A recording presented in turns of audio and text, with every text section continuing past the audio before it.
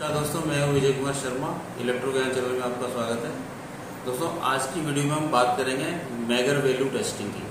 कई बार हमें इंडस्ट्री में मैगर से किसी मोटर्स का या ट्रांसफार्मर या केबल का मैगर वैल्यू यानी रेजिस्टेंस हम चेक करना होता है, लेकिन उसको चेक करने से पहले हमें ये देखना है कि हमें क्या क्या गलतियाँ वहाँ नहीं करनी चाहिए।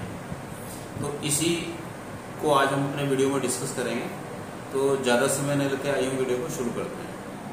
तो जैसा कि हम बात कर रहे थे मैगर वैल्यू टेस्टिंग की, तो यहाँ मैंने लिखा हुआ 3 mistakes of megger value testing, यानी 3 वो कौन कौन सी गलतियाँ होती है जो कि हम मैगर टेस्टिंग करते हुए कर लेते हैं कई बार।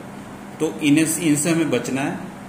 तो सबसे पहले हम बात करते हैं कि हमें पहली गलती जो हम देखते हैं ज़्यादातर, proper isolation of motor from panel and starter, ये एक पॉइंट है। तो अगर हम इसकी बात करें कि proper isolation of motor from panel starter, यानी अगर मान लीजिए ये कोई मोटर है और इसका हमें मैगर वैल्यू टेस्ट करना है, तो इस पे सप्लाई जो आएगी ये किसी पैनल या स्टार्टर से आएगी। तो हमें सबसे पहले क्या करना है कि इस मोटर पे जो भी सप्लाई की जो वायर या केबल्स जा रही हैं उसे हमें इसको रिमूव कर लेना है, मोटर से अलग कर लेना है, ताकि मोटर बिल्कुल सेपरेट हो जाए, प्रॉपर आइसोलेट हो जाए। उसके बाद हमें इसका मैगर वैल्यू टेस्ट करना है। तो ये तो हो गई पहली जो हमें प्रिकॉशन लेना है, यानी जो ज़्यादातर गलतियां करते हैं कि इसी को लगे ही कई बार हमें मैगर वैल्यू लोग चेक कर लेते हैं, जबकि ऐसा नहीं करना चाहिए। दूसरी अगर मैं बात करूं तो दूसरा जो पॉइंट होगा हमारा प्रॉपर प्लेस ऑफ टेस्टिंग, यानी वो जगह प्रॉपर हमें किस प्लेस पे मोटर को मैगर वैल्यू को टेस्ट करना चाहिए। कई बार क्या होता है, मान लीजिए ये प्लांट है, इसमें कई फ्लोर है, यहाँ पे आपका पैनल लगा हुआ है और यहाँ इस 3rd फ्लोर पे जाकर मोटर लगी हुई है। तो इस पैनल से मान लीजिए ये पैनल पे ये केबल आई हुई है। तो कई लोग क्या करते हैं कि पैनल से केबल को डिस्कनेक्ट किया और यहीं पे इसको मैगर कर लेते हैं। लेकिन उस कंडीशन में अगर मान लीजिए मैगर वैल्यू 0 ओम आ रही है, तो अब हमें इसमें कंफ्यूजन रहेगा कि ये केबल जो खराब है या फिर मोटर में कोई दिक्कत है। तो इसके लिए हमें क्या करना पड़ेगा, हमें इस केबल को यहाँ से अलग करना है, टर्मिनल से, और पैनल से भी अलग करना है। उसके बाद हम या तो पहले केबल को टेस्ट कर सकते हैं, जैसे मान लीजिए ये केबल है, इसकी ये 3 लीडें हैं, तो हम इसको बारी बारी चेक कर सकते हैं। उसके बाद अगर केबल ओके है तो हम जाके मोटर पे जाएंगे और मोटर को बिल्कुल सेपरेटली अर्थ रेजिस्टेंस चेक करेंगे उसका कि कितना है, इंसुलेशन रेजिस्टेंस चेक करेंगे कि वो मैगर वैल्यू जो आ रही है अर्थ के रेस्पेक्ट में वो कितना वैल्यू शो कर रही है। अब लास्ट में हम जो गलती करते हैं वो, मान लीजिए मैगर है,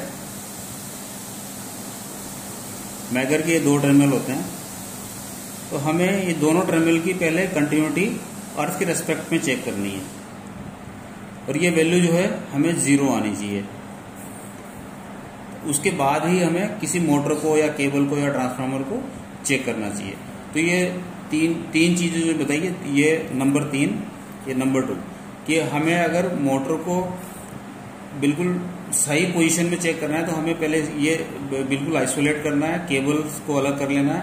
उसके बाद हमें इसको मैगर वैल्यू को चेक करना है, क्योंकि अगर मान लीजिए ये केबल इस तरह से लगी रहेगी और बाई चांस कंट्रोल रूम से अगर स्टार्ट कमांड आ गई तो हमें वहां पर शॉक लग सकता है, हमारा इंस्ट्रूमेंट भी खराब हो सकता है। और मेनली तो हमें शॉक से प्रिवेंटिव करना है, हमें शॉक से बचना है। तो इसलिए इसको बिल्कुल आइसोलेट करके ही केबल और मोटर को मैगर करना है।